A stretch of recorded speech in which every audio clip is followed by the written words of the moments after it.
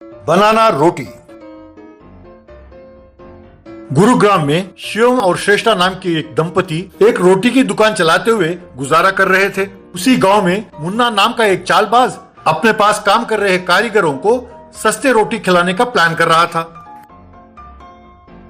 एक दिन शिवम और श्रेष्ठा के पास जाकर मुन्ना, क्यों भाई, तुम लोग तो जानते ही हो ना कि मैं इस शहर का इतने बड़े फैक्ट्री का मालिक हूँ। मेरे फैक्ट्री में 100 से ज्यादा मजदूर काम करते हैं। उन्हें रोटी खिलाना होगा। हर रोज मुझे 300 रोटियों की जरूरत पड़ेगी। किस दाम में दोगे?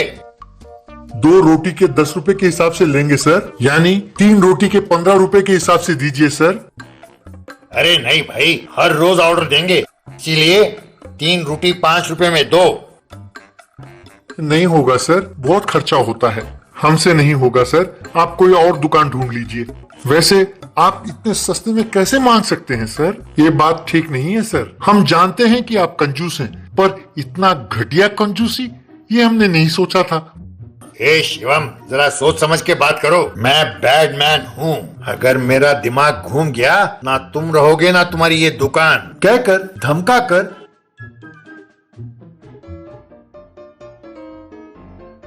फिर सारे गांव के लोगों से जा मिला। और क्या आप लोग जानते हो कि शिवम और श्रेष्ठा के दुकान में घटिया रोटी बेचते हैं? उसमें चाहे मक्खी गिरे या छिपकली, वो परवाह बिल्कुल नहीं करते। ये बहुत खतरनाक हो सकता है। आगे आप लोगों की मर्जी। अगर आप यूं जहरीला खाना खाना चाहते हैं तो आपकी मर्जी। यूं प्रचार करने से शिवम और श्रेष्ठा की दुकान पर लोगों का आना कम हो गया। ये देखकर श्रेष्ठा, अजी ये क्या, रोज आटा गूंथते हैं वो बच जाता है। ऐसा ही रहा तो कैसे चलेगा? इससे हमारा काफी नुकसान होगा। ठीक है, तुम चिंता ना करो, मैं ही कुछ ना कुछ करूंगा। जो बिजनेस डल पड़ गया है उसे फिर से उठाते हैं। यूं बात कर रहे थे कि मुन्ना उनके पास कार में आया। अरे ये क्या हो गया? शिवम और श्रेष्ठा का ये रोटी का बिजनेस बिल्कुल डल पड़ गया। अब तुम लोग इन रोटियों का क्या करोगे? मुन्ना जी, आपने तब 3 रोटी 5 रुपए में मांगे थे ना, आइए ले जाइए। मैंने जब पूछा था तब आपका धंधा खूब चल रहा था, पर अब तुम लोगों का धंधा चल नहीं रहा। बाहर भी काफी शिकायतें आ रही हैं। कहते हैं कि क्वालिटी नहीं है। आप लोगों ने खामखा मुझसे पंगा लिया। अब ये दुकान बंद कर दो और मेरे फैक्ट्री में मजदूरी का काम करो। अब ज्यादा ना सोचो। इस दुकान को जिस हाल में है मुझे बेचोगे तो मैं 1 लाख रुपए दूंगा, कहकर चला गया। तब श्रेष्ठा अपने पति से, क्यों जी, हमें सचमुच में अपनी दुकान बंद करना पड़ेगा? जाके उसके फैक्ट्री में मजदूरी करना पड़ेगा? मुझे बहुत दुख हो रहा है। तुम चिंता ना करो श्रेष्ठा, कल जो हम केले लेके आए थे वो भी तो नहीं बिके ना। अब इतने पैसे देकर खरीदा है तो उसे फेंकने का मेरा मन बिल्कुल नहीं कर रहा। एक काम करो, उन केलों से बनाना रोटी बनाओ, स्वाद अच्छा होगा, लोग भी उसे खूब पसंद करेंगे। श्रेष्ठा अपने पति के कहे अनुसार बनाना रोटी बनाने लगी।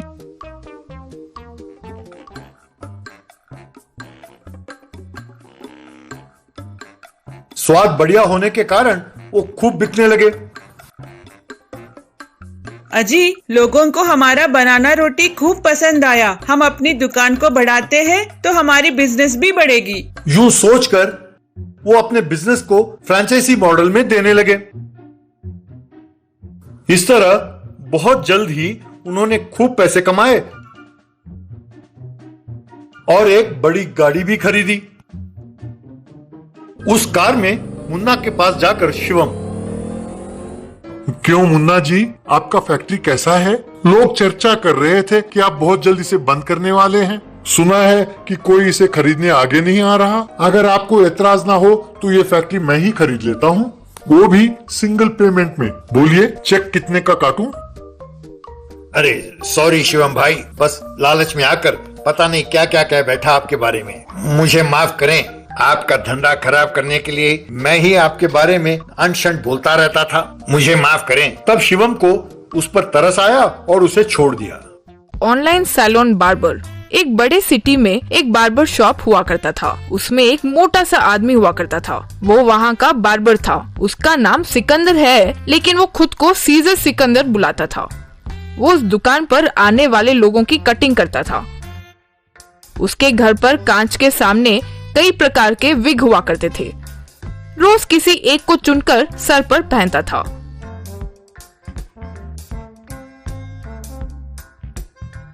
एक दिन उसे यूं विग पहनते हुए देखकर उसकी पत्नी, छी छी, आप भी ना ये विग लगाकर ही मुझसे छल कपट करके शादी किए और अब बेचारे लोगों को धोखा दे रहे हैं। आपके तो पूरे शरीर पर एक बाल तक नहीं है, तो आप कहाँ से स्टाइलिश हेयर स्टाइलिस्ट कहला सकते हैं? कम से कम जो श्रद्धा विग पर दिखा रहे हैं वो काम पर लगाकर उसे तो अच्छी तरह से सीखो, वो भी नहीं। इसीलिए हर महीने आपको कोई ना कोई दुकान से निकाल देता है।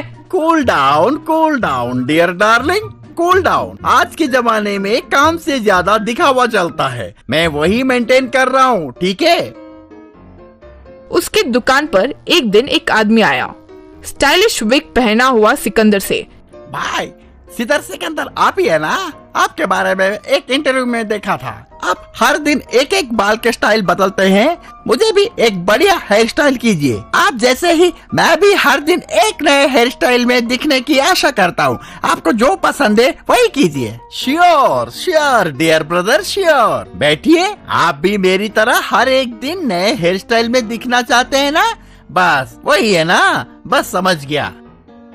फिर सिकंदर उसके बाल की कटिंग करने लगा। कुछ देर बाद वो आदमी, क्यों भाई बाल इतने छोटे काट रहे हो? बहुत छोटे हो रहे हैं बाल, देख लीजिए।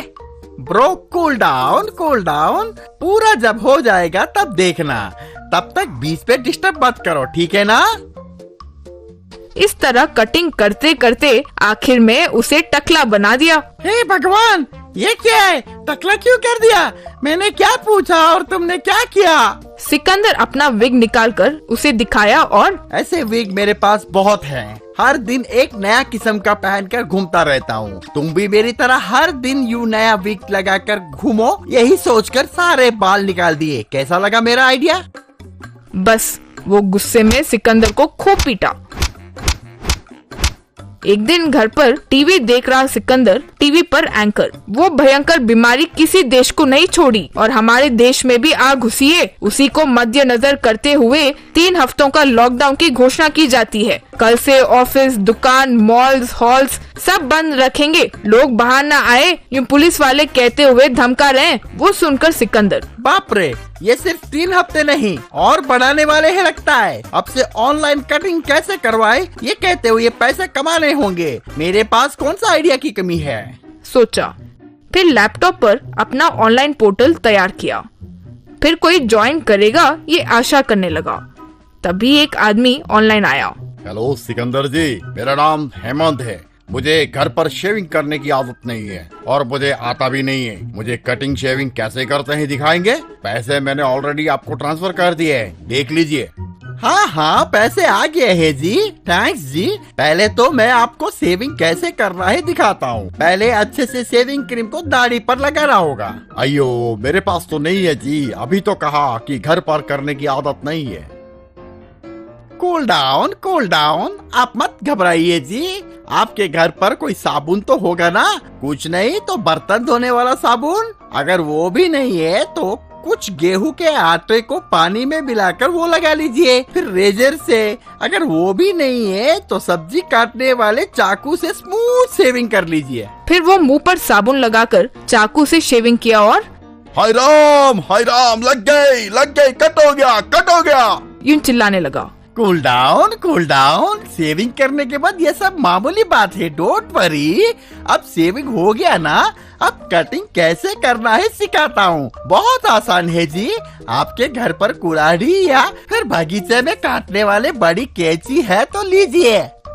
वो फिर एक बड़े से कटर को लेकर आया। वो खुद की कटिंग करने की कोशिश कर रहा था। देखिए, लगता है आपको बहुत मुश्किल हो रही है। आपके घर पर कोई है तो उन्हें वहाँ ऊपर बैठकर कटिंग करने कह सकते हो। तब वो अपने बेटे को बुलाकर सिकंदर के कहे बातों को बताते हुए फोन उसे दिया।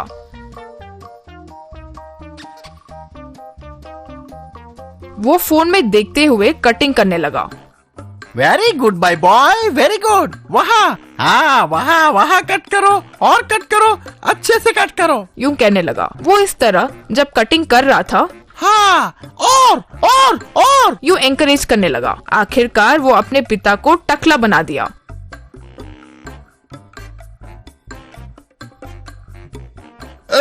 ये क्या रे? मेरे बेटे से मुझे टकला कराओगे? स्टाइल से कटिंग कराने की सोचा तो टकला बुलाओगे? कूल डाउन जी। ये लॉकडाउन में आपका मुंह कौन देखेगा जी? ऊपर से अब आपको 3 महीने मुझसे कोई काम भी नहीं पड़ेगी, इसलिए ऐसा प्लान किया। कैसा है जी आइडिया? ओके चलता हूँ जी, बाय, हैप्पी लॉकडाउन। बस हेमंत सर चकराकर नीचे गिर गया।